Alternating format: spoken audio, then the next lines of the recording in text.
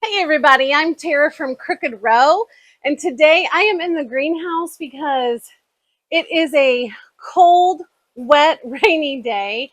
I'm sure you can hear it hitting the greenhouse. You can slightly hear it. I don't know if you can, because of the microphone. So it usually shuts it off so that you can't hear the overhead sound. Well, anyway, today I wanted to make a video and share with you something and talk about something that I think is just mundo important when you're gardening. And so that is permaculture. And so we have decided that through now almost 13 years of gardening like a lot of food. You know, we feed 6 people from this garden and other people too, neighbors and things like that.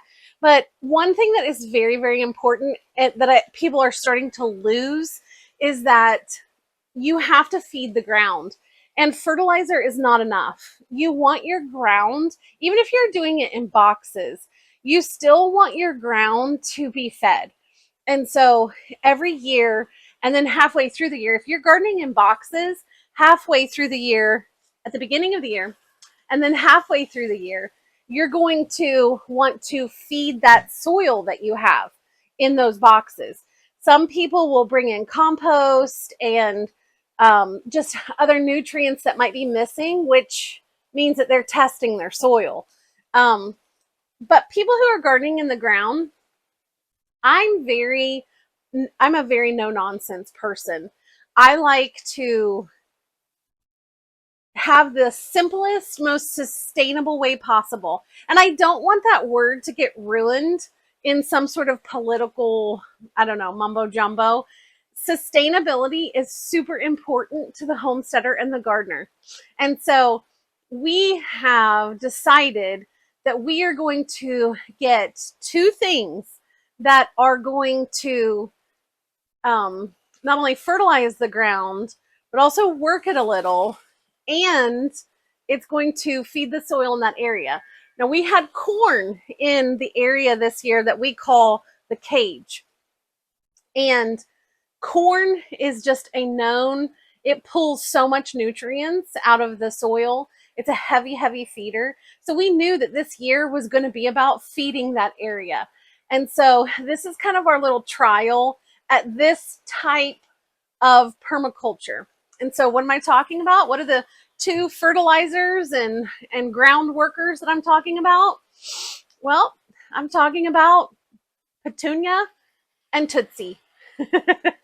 And it has turned out to be, I'm not turned out, we just got 2 little pigs yesterday. I don't know if they're called coon or cooney pigs, but they are smaller in nature. They're not supposed to like root the fences up and stuff, but we know how that works. Animals do such things. They are super cute.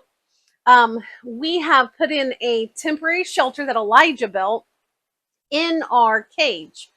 And right now we have cattle panels surrounding the entire enclosure. And at one point, we're going to start opening up other sides of that so that they can feed in different places, like the tunnel where we had our tomatoes, and back where we also had the other set of corn and sunflowers. So that whole area, we are hoping, and if this works super well, we're going to do this in other areas of the garden with pigs. You can also do this with other animals. Some people don't want the animals in their garden, and I totally understand that. But the thing that I do like with the pigs is that they'll kind of turn over the ground, and we can also put our chickens in there after we've had the pigs in there, and they will also fertilize and like peck around and do all this to, stir it up a bit. So I want to encourage you to come up with ideas that where you can feed your ground without tons of work on you. Because when you have compost and all this stuff hauled, which don't get me wrong, we totally do compost. So I don't want to act like a hypocrite. But as large as this garden is, that is not sustainable. So I like the fact that we can utilize animals to help fertilize and kind of stir up the ground a little. And I'm hoping there we have a lot of like wild vine and stuff here, and I'm really hoping that the pigs will root out that vine and eat it. I mean, that's the hope. Doesn't always happen. So I'm going to give you two other ways that we also do this, and it's super sustainable. I have put up many videos about compost, and what we do here, as you can see behind me, that's the hay for our sheep. And we have, because the sheep are right across from the greenhouse, we put like 40 bales in here so that Elijah takes care of the sheep, so that he doesn't have to walk all the way from the barn to here, especially once winter is here. So this hay will, sometimes we have a lot left over because we make sure and buy plenty. We never want our sheep to go hungry. And so a couple years ago, we had tons left over. I mean, I think we had 3 large round bales left over in the barn. And so we have moved that over to where we keep our compost. But we had so much of that hay, we actually have a second area that we're doing it in too. So there's 2 areas for the compost. If you want to know what we do with our compost, we'll link a couple videos down below so that you can see how we do our compost. As winter moves on, we'll do another video just kind of showing how we turn it and things like that. But I really encourage, anybody can do. I mean, I know that's our little tagline for Crooked Row, but truly anybody can do compost. If you live in a tiny apartment, they make little tiny composters. So there is absolutely no reason why, even if you're just doing house plants, although house plants sometimes need a better or a different soil. So I'm going to scratch that. But if you have like, just one raised bed, or you just have a little tiny row of something, don't let that stop you from composting, because you can get good. It's not that your compost is going to give your soil everything it needs. It's not. We're always going to have to keep adding to things. You always want to make sure that you're applying fertilizer so that the plants can specifically be fed. But I feel like compost is essential because it allows you to create an environment in your ground and your raised beds that will draw in worms and different bugs. And in the sweet potato video that we did, I think that was last week, I pulled back some of the soil and I said, oh, look how much mycelium there is. And so mycelium are like these thread-like, they're usually white, that thread-like, I don't know, I don't even know what to call them, but I believe it's fungi, and it gets started in good, healthy soils where, you have a lot of activity going on. That's the point, is that we want activity going on in our soils. So compost helps that, but another thing helps that too. And so I'm gonna kind of talk interchangeably about wood chips and fallen leaves. So here at the homestead, we use a lot of fallen leaves. And my uncle, who lives in town, they live on a street that's like lined with oak trees. And so after it dries off a bit, we will be going to town and doing probably 40, at least 40 huge leaf garbage bags full of leaves. And we bring those here, and we deal with them in one of 2 ways.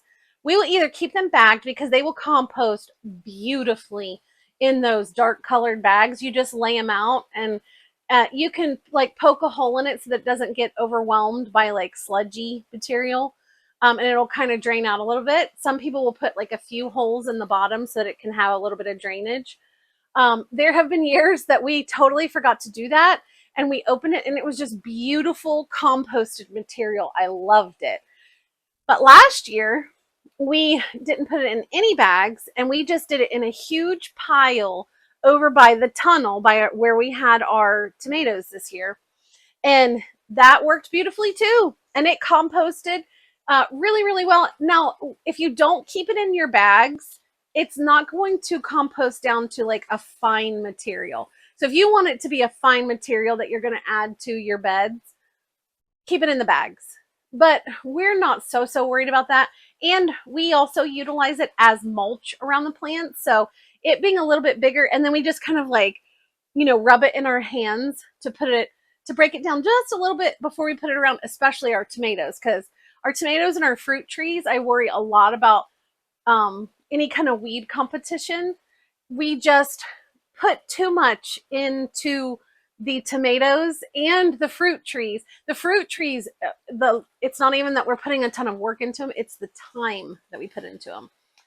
But so we will utilize that. But in years past, we have also utilized our wood chips. Now, if you are going to go the wood chip route and you get fresh wood chips from an arborist, I'm going to suggest that, especially if you deal with like, I feel like some of the southern states that deals with clay and things like that, it might be a little nitrogen robbing for some people. It had never has been for us. We just lay our chips right down. They tell you to get like 12 inches. If you're trying to do like a back to Eden garden, if you're not, then the shreddier that mulch is, the better. But I can tell you that out here in front of the greenhouse, we laid down black tarp and we put nothing but wood chips over everything. And I just want to show you this right now. If you can see all that grass? Well, the thing with that grass, is it's very easily can be pulled up. There's tons of compost under there, and it's from where those wood chips have composted.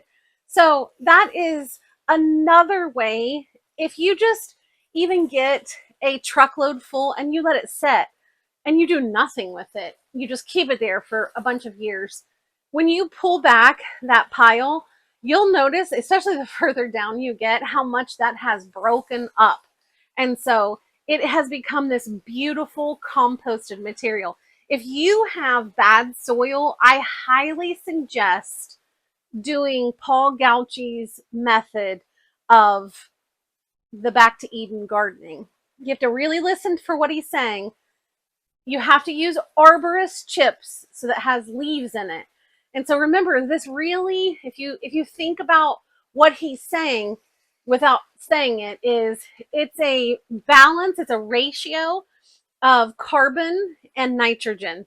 And so, is it carbon and nitrogen? Green and brown. It's a balance of green and brown. But that green really helps speed up some of the process of those chips breaking down. And the bonus with the leaves and the wood chips is serves as a fantastic mulch. I mean, that in and of itself right there is big in the garden. It's a mulch that doesn't have chemicals in it. It's a mulch that will eventually break down and feed your soil. So I highly suggest these things. But clearly, the big news, Petunia and Tootsie, and I will let you know how this goes. In the spring, we are talking about, well, not the spring. Yeah, spring. In the spring, we are talking about also moving the chickens in that area and just kind of letting them, move around. I don't like using chickens so much because they will pull all the worms out of there. And we watch our chickens in our barnyard now, and they definitely pull the worms out. So I want to encourage you to come up with other ways of things that are easily accessible to you. At one time, wood chips were highly available to us, and we used them. And now I think that everyone has caught on to the whole like Back to Eden or lasagna gardening, and wood chips are very hard to get at this point. So I suggest getting what is available to you. Pine needles are available to you. And there's some controversy with pine needles. A lot of people think that if you put pine needles over it, it'll turn your soil acidic, and that is not true. There were soil scientists who actually did some tests. I watched them do it, and they went into some forests. As soon as the needles leave their trees and they lose all of their color, they no longer are acidic. So it's just good composted material. There's lots of information too about what to lay down on things. Just be sure that it's actually founded. So if you live in an area where you have nothing but evergreens and that's all you can get your hands on, just use it. Because if you look in the forest floor, there's awesome soil in the forest floor. And the reason why is because I believe that God has created this earth to give us what we need. And so I think that in your area and your temperature and all of those things, like my father-in-law, he can grow really great things. They live in the mountains, and he can grow really great raspberries. He can grow, I'm sure he can grow blackberries, but of course, blueberries grow wild where they're at. And so there are things that are made for where you're at, but it doesn't mean you can't grow alkaline things. You just have to, you know, do kind of supplement so that you can have these things as well. But so those are the three things that we are doing this year in the garden. It is October right now, the end of October. And again, I want to encourage you to start looking around and see what materials you can use to help sustain your own garden or your own homestead. And because we are homesteaders, we have animals. And I will tell you, there is nothing better for your plants than when you utilize your animal's poop. And so I know that a lot of people don't want to do that. I'm not sure why, because it's like loaded with nitrogen, but it's loaded with other things too. And we feed our animals super, super healthy. I mean, we ferment our feeds, like for the chickens. Our other animals, like the pigs, are going to be eating what comes out of my organic kitchen, so they're going to have that slop. And right now they're eating all the greens that we have to pull out of the garden right now. So leftover things and plant material they're eating. And so these animals are also going to be very healthy. Now, we don't eat pig. So these are just pets for us, pets slash garden workers. But they are so cute, and we feel like they are such a great addition to this farm. So anyway, I could go on and on about this subject. I really hope you put down in the comments. I love to read what you guys are doing in your garden. Sometimes it gives me great ideas. And the whole point is that we are a community who shares together so that we can all have the best gardens possible. And you want to do whatever you can for these things here in the fall because, one, we want to protect the ground. Two, you want time for things to break down and do what they have to do.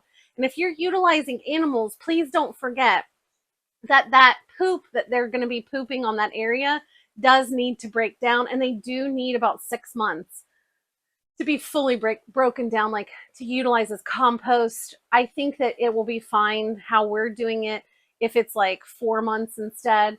But nonetheless, fall is when you want to start this so that in your spring gardens, you have great ground to work with. So thank you so much for watching. So remember, if we can have sustainable gardening, anybody can. Thanks. Bye.